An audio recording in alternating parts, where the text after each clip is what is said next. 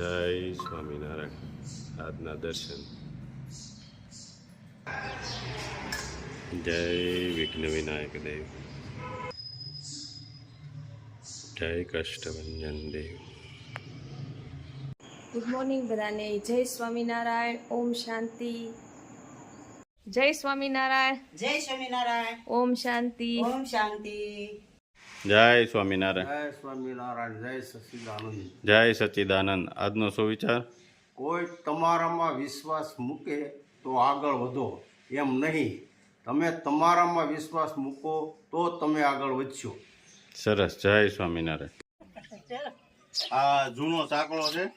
જો આ માટલા બને આમાં જૂના, જો દાદા બનાવે છે માટલું.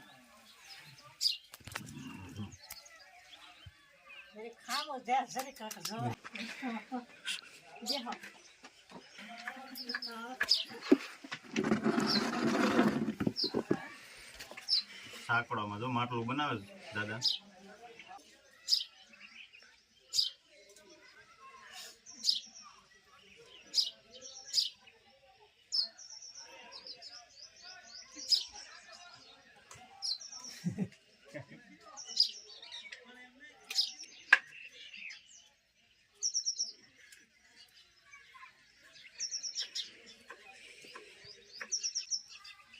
ઓરિજિનલ દેશી બને. ઓલા અત્યારે તો ઓલું આવી ગયું છે સાંકળો, હા સિલાઈ માટી અને સાંકળો ફેરવવા માટે નીચે મોટર.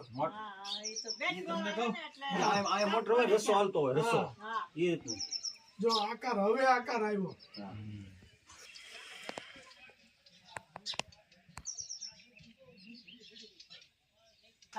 આપડેથી ન થાય. આ તો જે કોઠા હુજ છે કે આનું કોઈ ભણતર નથી આવતું. આ કોઠા હુજ થી બને કા દાદા? કોઠા કલા ન થાય. હવે દાદા એ માટલા ને શું કરવાનું? હવે બપોર પછી આગળ મૂકી દેવું ને આમ તડકે 2-2 વાગે લઈ લેવાના. કઠણ થાય થોડા થોડા, એટલે થોડાક એક બાજુ કઠણ થાય ફેરવવાના.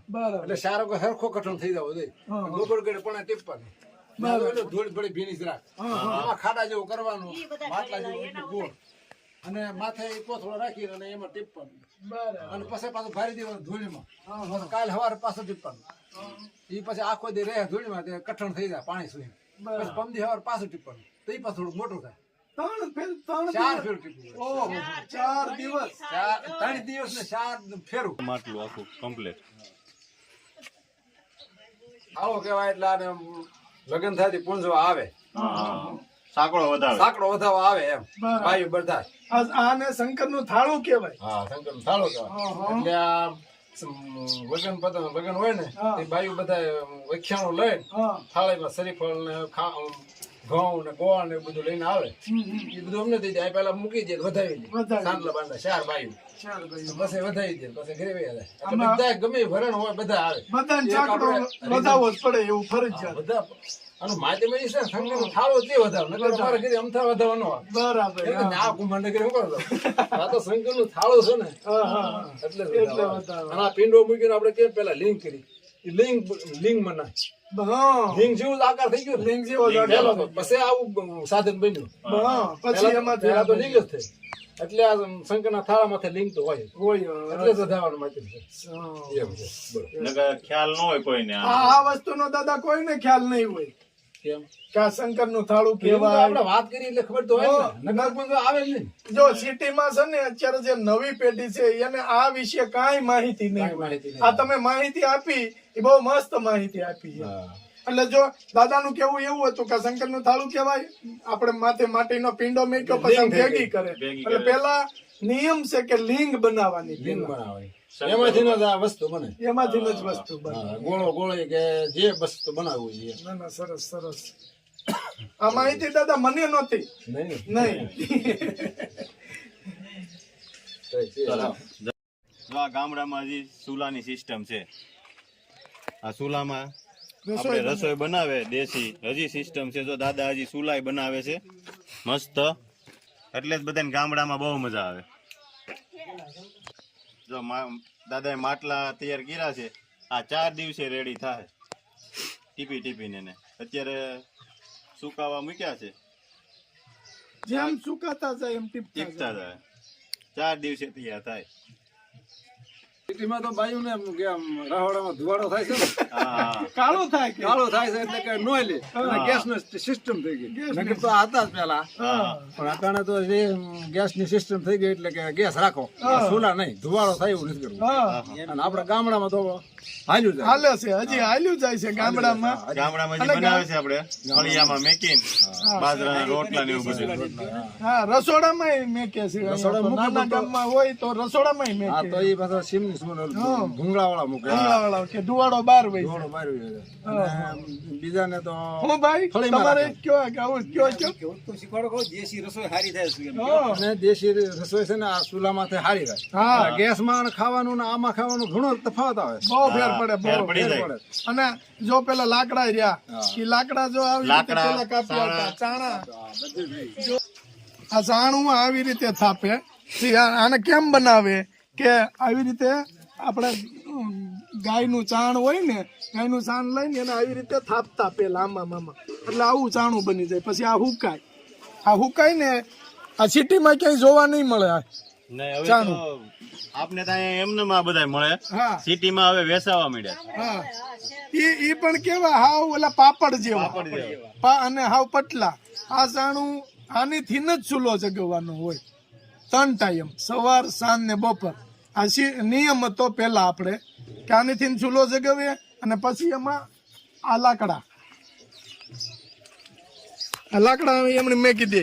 આ તો સિસ્ટમ થતા નાના બટકા મળ્યા કરવા. બાકી હું નાનો હતો ને તે આવડું મોટું હોટો જ સીધો હોય ચૂલામાં. જેમ પૂરું જગતું જાય એમ હકોરતા જાય, જેમ જગતો જાય એમ હકોરતા જાય. એટલે એક હોટો બાળે ને ત્યાં લગભગ રસોઈ થઈ જાય. અને જો આ સુલાની રાખ છે, આનથી વાસણ ઉટકતા, આનથી વાસણ ઉટકતા. આનથી વાસણ બા, ઉટકે. તમારા વખતમાં કેવું હતું બા?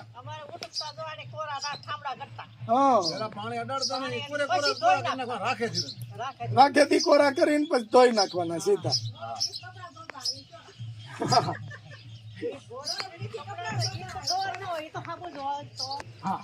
અને આ રાખ પછી આપણે રીંગણી હોય ને એમાં સાટે હતા ને. રીંગણીમાં સાટે તો રોગ નો આવે. મરચી, મરચી, રીંગણી, હવા આવે ને હારા રીંગણા થાય. હા એવું બધું હોય તો પટેલ ને ભાઈ હામાં સુરતી જાય. આ રીત આ થામ પકવવાનો કોઠો છે, એમાં આવી રીતે વાસણ બધા કાસા છીતરી કાઢવી અને મૂકી દેવાના. પછી હેઠેથી ચારે બારે કાંટા ભૂકો નાખવાનો. અગ્નિ પછી પરગટ માલ પર થાય ને આ પાક્યા કરે. પાકી જાય ક્યાં સુધી કાંટા હકોરવાના. કેટલા દિવસે પાકે? 1 કલાક 1.5 કલાક થાય, 1 દિવસ. એક દિવસમાં ટૂંકમાં થઈ એટલે જાય ને? હા, દિયાસમાં પછી જગવી એટલે આપણે અગ્નિ દેખાય. દેખાય. હા. કે દિવસની અગ્નિ દેખાય દેખાય ને. એટલે હવે રાતનું હોય ને તો અગ્નિ આવી ગઈ છે કે નથી આવી ખ્યાલ આવે. 1.5 કલાકમાં પૂરું થઈ જાય. હા, 1.5 કલાકે પાકી જાય. ગોળા પાકી જાય બધા. એટલે હોય ને એટલે સુધી કાટલો ભરવાનું હોય. આમ બહુ નહીં પણ આમ એટલું ગોળ ગોળ કરી દેવાનું. ઉતાર્યા ને આપતા જો પણ પડ્યા એ બધા હુકાય જાય કલર કરીને ટીકડી આમાં આવી રીતે ગોઠવવા. હા અને દિયાસમાં ઢોકળા જગવાનું થાય ક્યાં જ નહીં. આ તો પીળું છે, દિહાડા ન થાય. પછી હવારે કાઢી લેવાના. સવારમાં હવાનું ઠરી જાય ને, રાત આખી જાય એટલે ઠરી જાય. ઠરી જાય. પછી આપણે ઘરમાં મૂકી દઈએ, ગરાક આવે વેસવાનું. ફૂલ ઠંડુ પાણી. ત્યાં સુધી પીડ્યા રહેવાના. હા, ફ્રીજ ની જરૂર પડે દાદા આ ગોળાનું પાણી પીવે તો? ન પડે. ફ્રીજ ની જરૂર ન પડે. આ માટલાનું પાણી ફ્રીજનું પાણી તો ટાઢું છે એટલું, પણ આમ ગરમ. ગરમ. પેટમાં ઘડીક થાય કે તરસ લાગે જ. અને આનો 1 ગ્લાસ કે કળશું પાણી પીધું હોય તો તરસ સીપી જાય. તરસ બીજી લાગે નહીં. અને ઓલી તરત જ આપણને એમ થાય કે આપણે પાણી પીવું જોઈએ.